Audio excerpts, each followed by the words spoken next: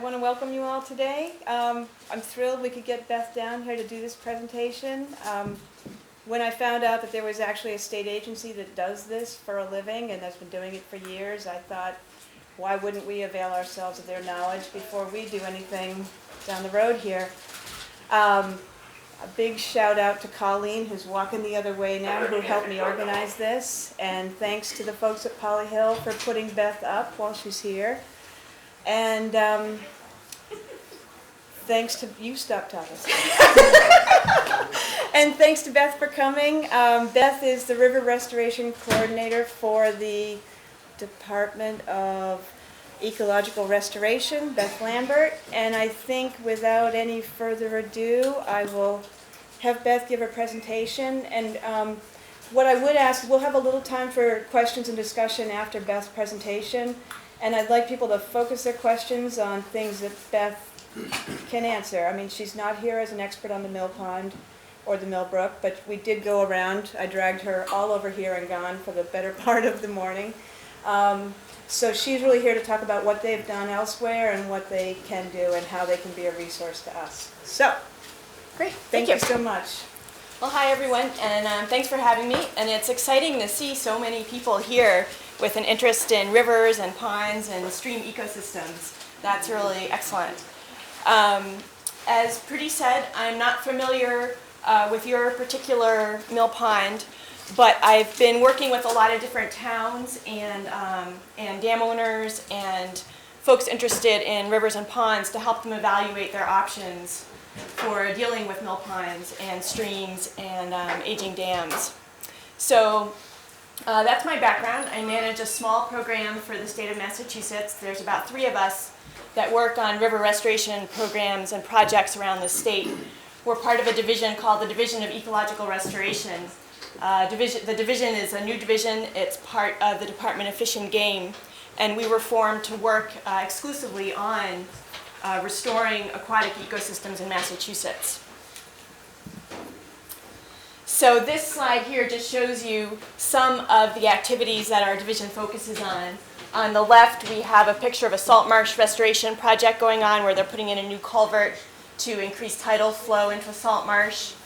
The upper right is one of the women who works on our stream flow program. They train volunteers to measure stream flow, particularly to document streams that are having a lot of water withdrawn out of them and are drying up in the summer as a result. The bottom left is one of the salt marshes we've been working on.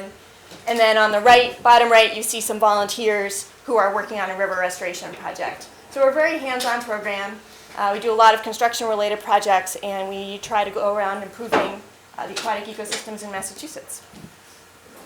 This map shows you the locations of the projects that we're working on. The little purple triangles are primarily salt marsh restoration projects, and then the blue rectangles are our river restoration projects.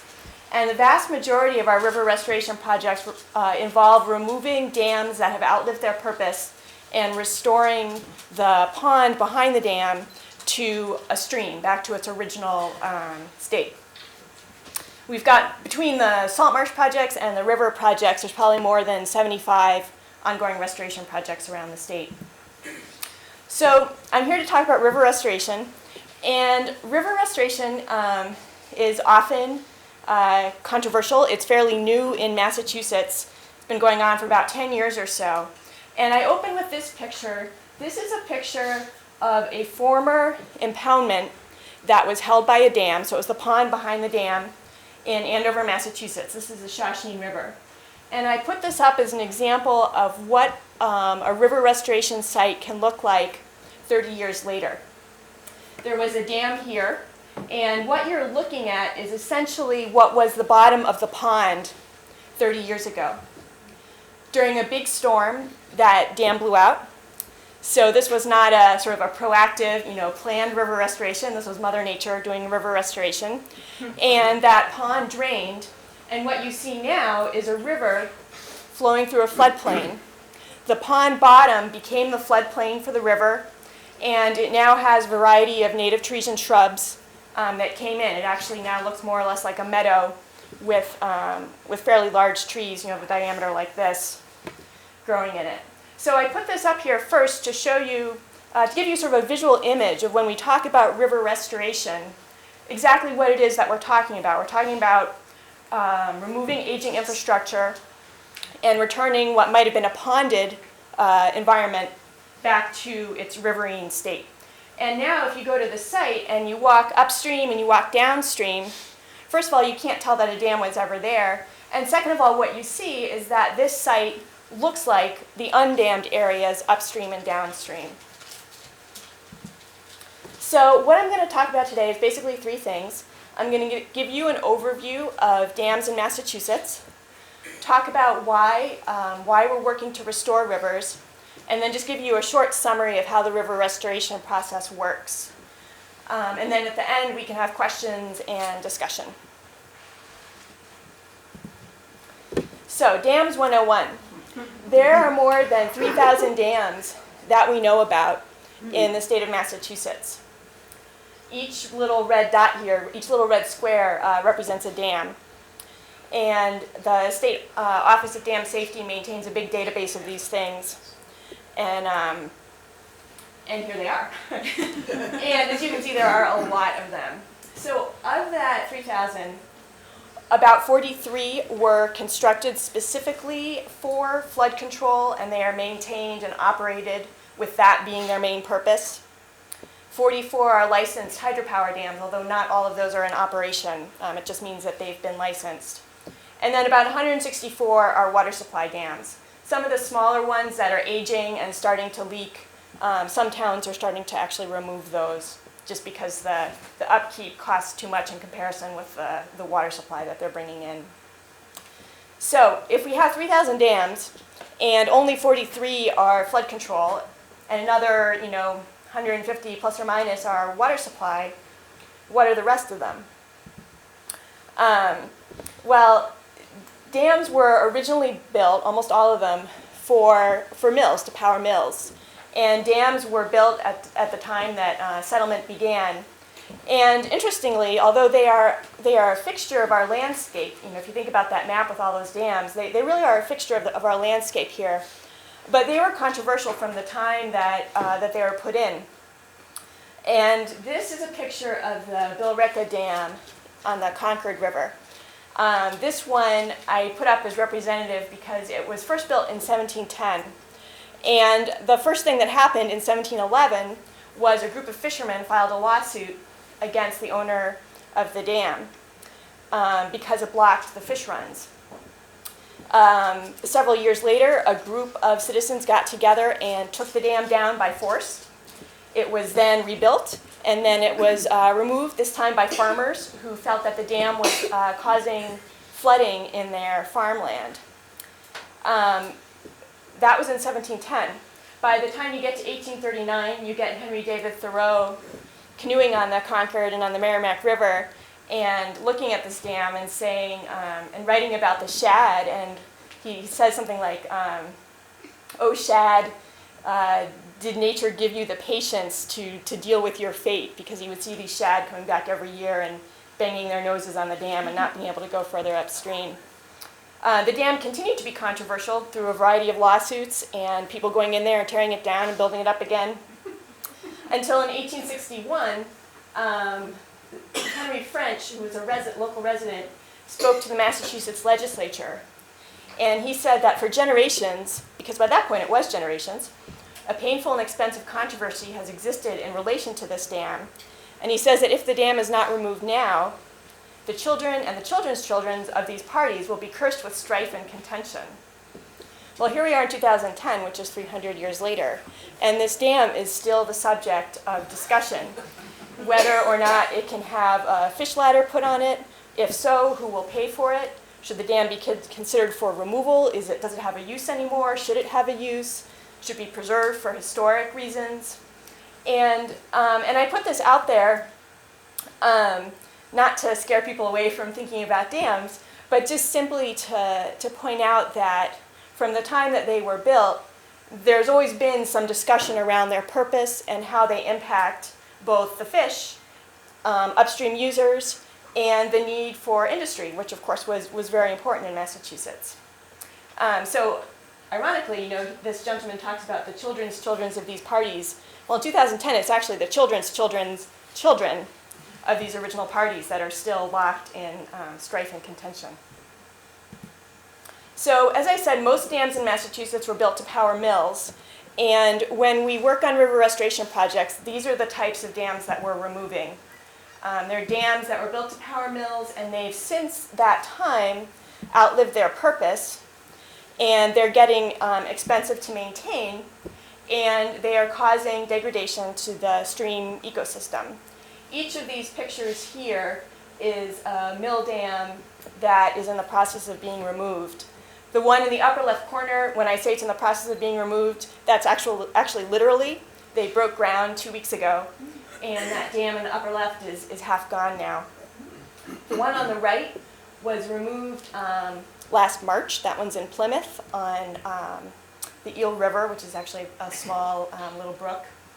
And then the one on the lower right is in Andover, and the one on the lower left is in Kingston on the Jones River. And so I put these up here just to show you some of the pictures of the structures that we're working on. And you can see that these all have something in common. They're fairly old. The industry that they once supported is no longer there. And so the dam is not really being used for any economic purpose, which is what it was originally constructed for. And for that reason, because there's not a benefit to the dam owner, they tend to not be maintained very well over time, and are getting to the point where they're starting to really deteriorate. So I said earlier that 43 dams were constructed for flood control. What that means is that the vast majority of the other dams don't control flooding, and so when you remove them, they don't impact downstream residents in any way. And I'm just going to show you a little diagram of how that works. So these dams, the mill dams, were originally constructed to raise water tables behind them. So they'd raise the water table, and then they could siphon the water off to run through the mill machinery.